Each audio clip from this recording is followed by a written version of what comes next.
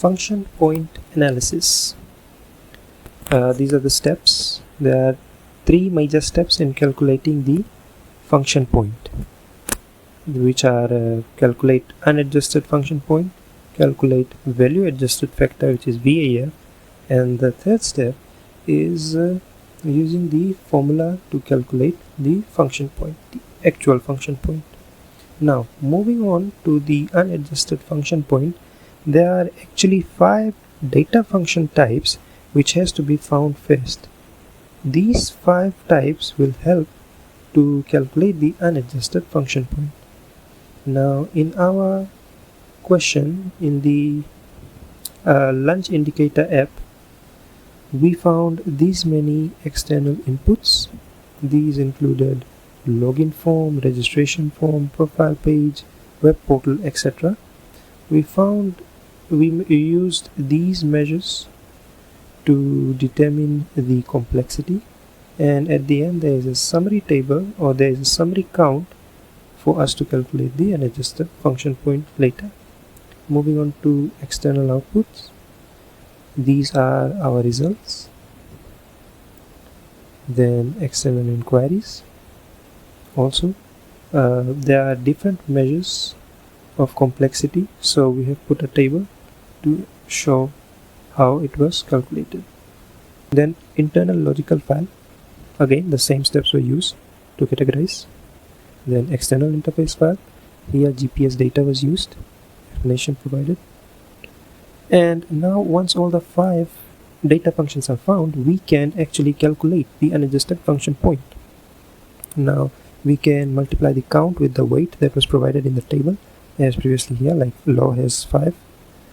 So 10 multiplied by 3 gives 30, and after calculating the function points of each types, we can add it, and here at the end there is total unadjusted function point, which is 104.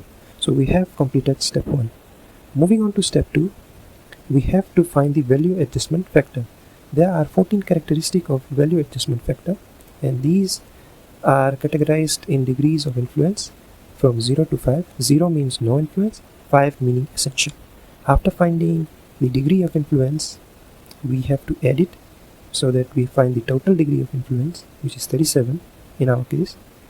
Then there is a formula for value adjustment factor, which is 0.65 plus total degree of influence divided by 100. This gave 1.02. Now we are very close in finding the actual function point. The formula here for the actual function point is the unadjusted function point multiplied by the value adjustment function, which gives us 106. So that is how you find the function point. Now moving on to the second question of our presentation, how function point analysis helps estimating cost, effort, and productivity. Function point analysis helps finding the size of the software. It is the measure of a size of the software. Now this is a very important component in determining the cost, effort, and productivity. Now we can look at individual questions. Here, how does it determine cost? First of all, cost is the amount of money that is spent on a project. Now cost formula, there is a formula for cost, which is number of function point multiplied by cost per function point. So for example, we see here that how a function point is used to calculate the cost. So in our example, 106 function point, and let's say there is $50 per function point, that is the, and now we can calculate the cost, which is $5,300. So that is how function point can help determine the cost. Now if we take a look at the effort is the total amount of work that is required by a task. Now the formula is provided, which is number of function point times productivity factor. If we take a look at the example, we can see how function point is used to find the effort, which is 1060 person-hours in that example. Now the last question, which is how it determines productivity. Productivity actually is how effectively a software is developed. So productivity's formula is number of function point divided by effort. So if there is 400 function point and 4 person months, we can use that formula to find the estimated productivity, which is 100 function point divided by person months. So that is how function point can be used to determine cost, productivity, and effort. Thank you. In this part of the assignment, our objective is to build the test designs using appropriate test design techniques for the given SRS. So these were the techniques that I mainly used for all of the interfaces. Let's start with the login page. For this interface, I use decision tables. The reason behind this choice is that the login page depends on multiple input conditions. So this approach helps ensure that the system responds correctly in case either allowing access or showing an appropriate error message like incorrect password or username does not exist. Rule 4 is highlighted because it was reduced because it duplicated Rule 3's logic, where once username is invalid, the password no longer matters. So the login is not allowed. Next, we will look at the search page interface. Here, users can search for restaurants by destination, distance, price, type, or specific dish. I use two techniques here, equivalence partitioning and decision table testing. Equivalence partitioning was ideal for the numeric fields, and while the decision table was to handle different combinations of filters. This helped me verify that each filter or combination of filters produced the correct results. The profile page allows users to edit their email, phone number, change password, and select their preferred language. For this page, I used use case testing and state transitioning. Use case testing was to simulate how real users interact with the profile, while state transition was applied to the language selection feature to ensure that each selection correctly updates the interface state. The list view page displays restaurants that can be sorted by criteria such as price, distance, or restaurant type. Since sorting represents a change in state from unsorted to sorted, I use state transitioning again. Each button press, such as sorting by price or restaurant name, transitions the interface into a new state where the data order changes. Next, the map view shows restaurant locations visually on the map. Here again, I use state transition testing because the system transitions between multiple visual states as such. And finally, for the filter menu interface, I used decision table testing, which captures how various filter combinations work. For example, when both price and distance are selected, or only type and dish is selected, and what outcome it presents. And that's all I had for this assignment, this part of the assignment, and thank you for watching. Hello everyone, this is my video on the CS341 Assignment 2 Task 2. Today I'll be demonstrating the automated testing tool named Playwright.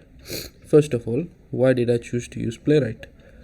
It is an open source automation testing tool developed by Microsoft. It was designed and released in 2020 with the end-to-end testing of modern applications in mind. The main selling point of Playwright is its ability to control browsers directly, such as Firefox, Chrome, and WebKit. This has helped Playwright become a major testing tool in the modern architecture. Moreover, it does not require external binaries like some of the other testing tools on our list. I'll be doing the demo using TypeScript due to its beginner-friendly nature, and I've been using it for quite a while, so I'm familiar with it. You'll need to have Node.js installed, preferably greater than version 21. Moreover, I'll be using a pre-made test environment made by Selenium. It is a purpose-made environment that allows us to simulate a login of a user. Firstly, let's go over a cross-browser parallel execution. As you can see, we have some code here. I have a few lines that are grabbing input fields, for example the username, and then filling it with Tom Smith, grabbing the password and filling it with super secret password, and as well as clicking a button of type submit. After that, we are awaiting to see if the message on the screen is you are logged into a secure area. So now we will run this code, and to run this code we need to enter this command,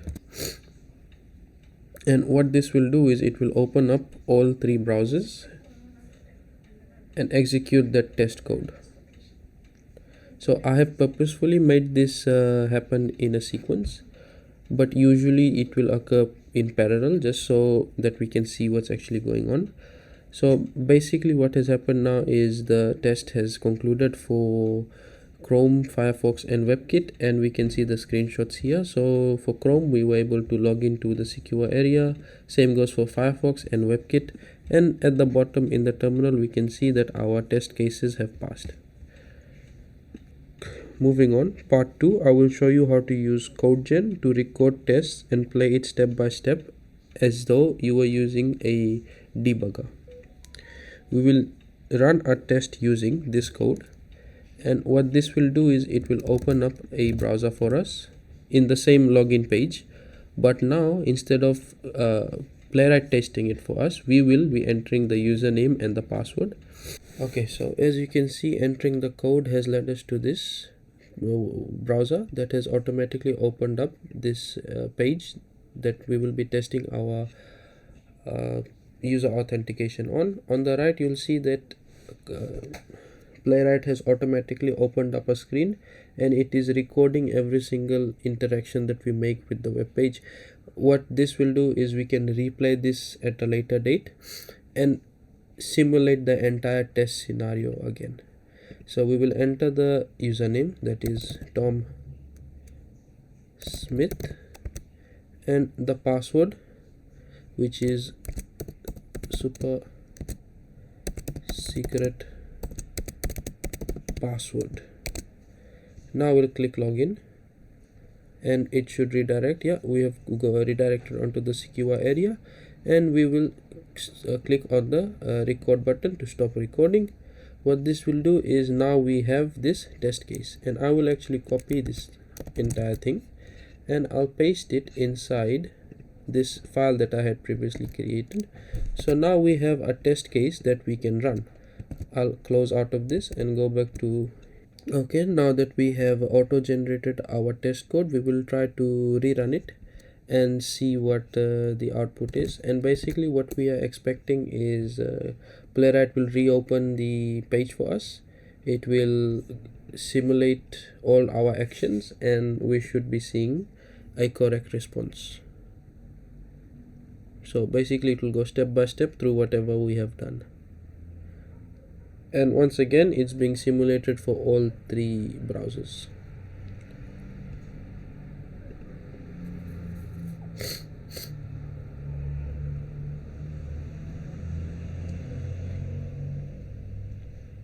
And now finally WebKit.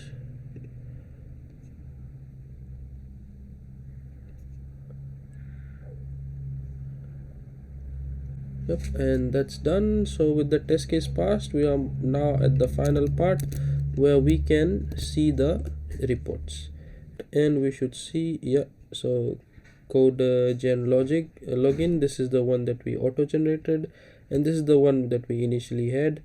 We have run it for Chromium, Firefox and WebKit for all the two test cases, and they have all passed. And that's about it from my end. Thank you guys for listening.